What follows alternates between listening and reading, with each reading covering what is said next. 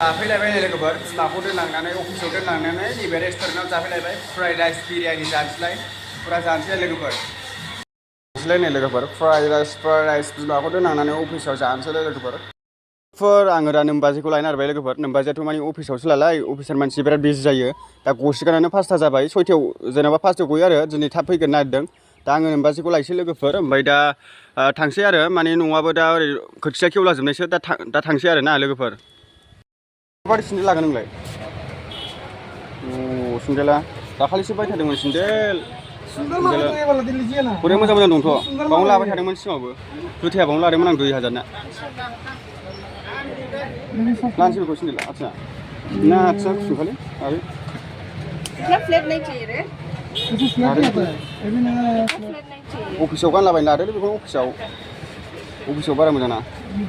मोजांखौनो लादोलै अफिसाव गाननोलाय माथो जानला मोनलायानो जायो आहा जुथाखौ बावनो बायगोनलै देनांहाय खेनसे बावनो बायदों नामा बिमा जुथाया 2000 ना बेखौ होद बे मोजां नङा बेखौ मोजांखौ लादो बिदिखौ लानोसै अफिसाव गाननो जालाबायो माथो बेलेग कालारखौ लाब्रा गानखांबाय थानायखौ दालासै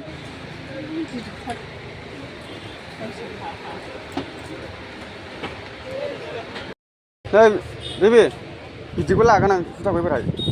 बारलु बालायाव बैसो जायो सेगाना बारलु बाला खालामाब्रा बिदि रेजें नों खेबसे 2000 बायनाय गोख्लिरथार आंनो रेजेंखौसो नांगौलै बायनाय बेबिया अफिस ड्रेसनि सेन्देल एसे मोजांसिनखौ लालै मोजां नङा गासिबो एखे जोबखादां नैबे साबसिन नैबे दाम गोसासिन बेयो